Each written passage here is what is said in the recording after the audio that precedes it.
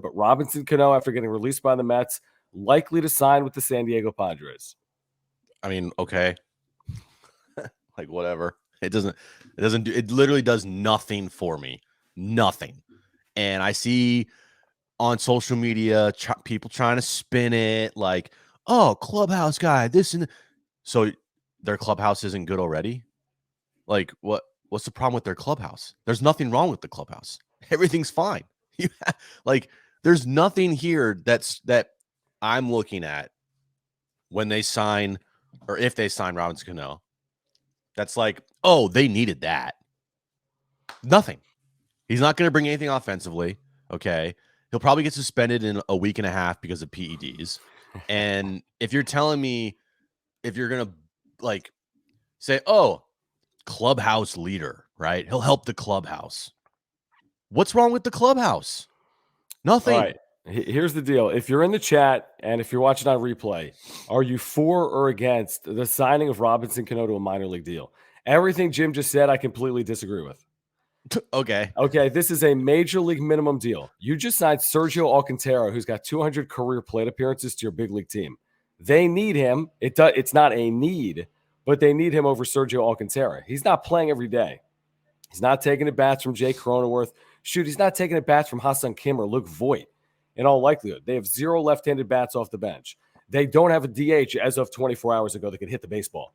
Okay, they didn't have a DH as of 24 hours ago. The worst thing that happens is you cut him. In fact, I would say it's probably likely that when Tatis comes back, they won't have room for him. He grew up a mile away from Fernando Tatis Jr.'s family.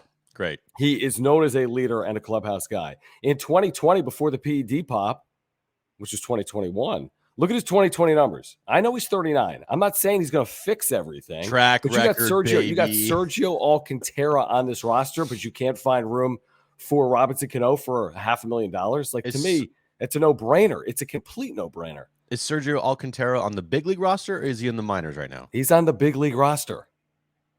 So he's active. He's on the road trip with the Padres? He's with the Padres. Remember the Abrams move? Okay. I mean, it's a whatever deal. Like, it literally does nothing for me. Like, I'm not like excited about it. I'm not like mad about it. It just, I don't really get it, but I mean, whatever.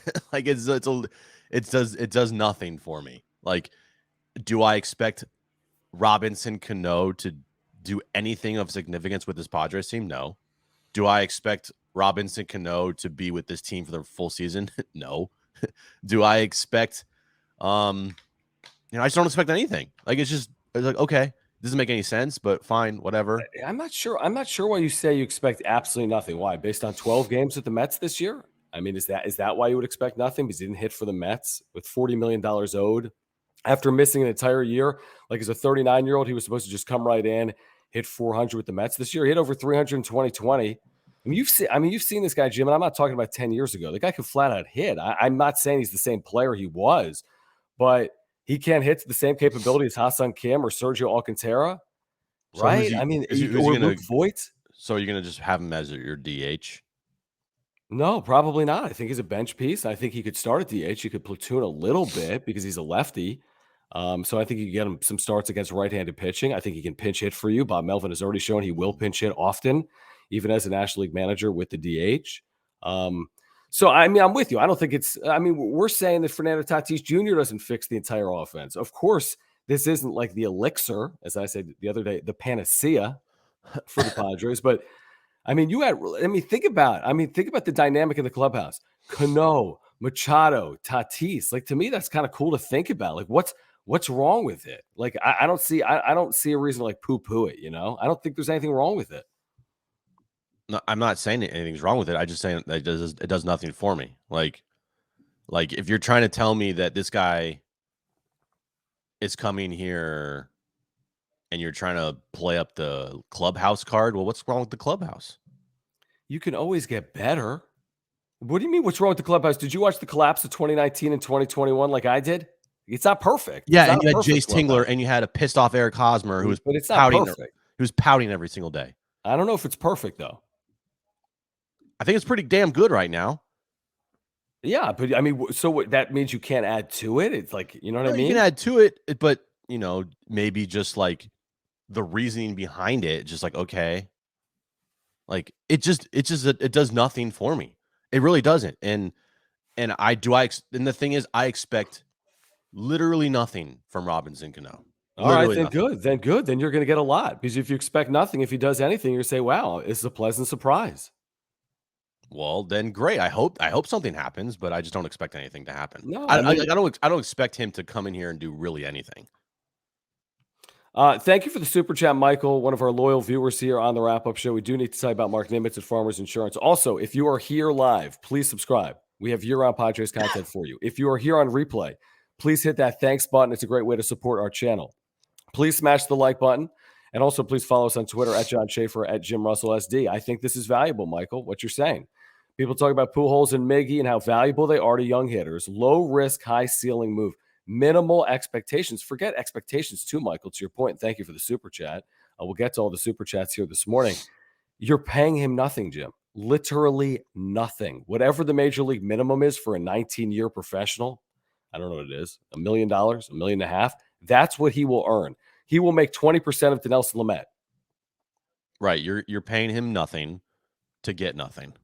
You'll get nothing from him. And I hope and Well, if they're I'm paying a wrong, lot of I'll guys say a I'm lot of wrong. money. If I'm I mean, wrong, they're then paying but they're paying Will Myers $20 million and getting nothing. They're paying, they're paying Jerkson Pro for a lot of money. They're he's not paying 40 years Ha-Seong old. Kim a lot of money. Yeah,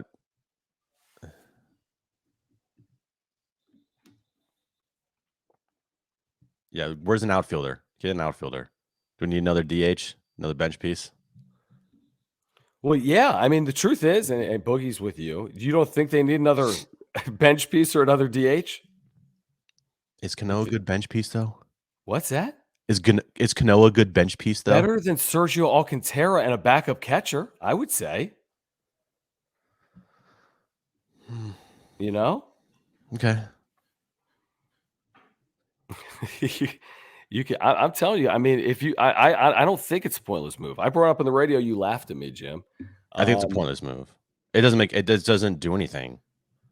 Okay, well, who would you rather have? Again, they had Abrams, the big leagues, not playing, not developing.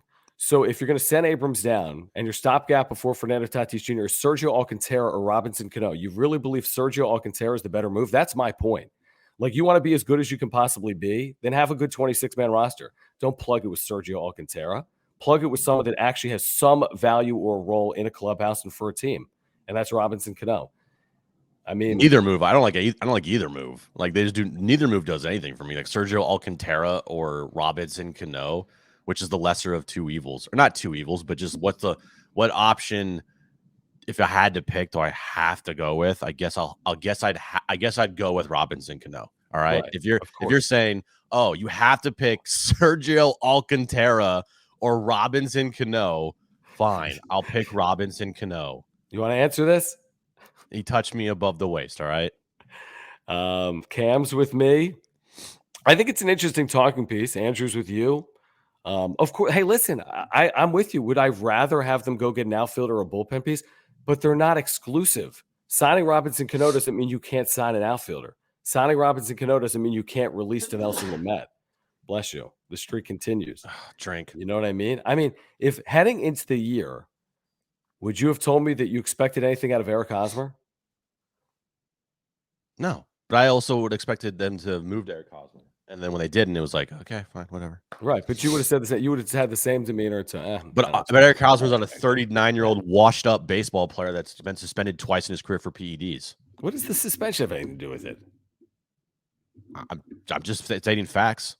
I know, but I mean, who cares? I'm with you. I mean, I think it could hurt his Hall of Fame candidacy. I mean, he was a lock if not for the PEDs, but I could care less. I mean, if he helps the Padres now, I don't care if he took PEDs then. You know, I'm just saying, like, the difference between Eric Hosmer and Robinson Cano is that Robinson Cano is a washed-up baseball player, and you would have said the exact same thing about Hosmer coming into the year. I would not have called him washed. I've never called him washed up. No, you just said he has, no value, probably. Yeah, no value.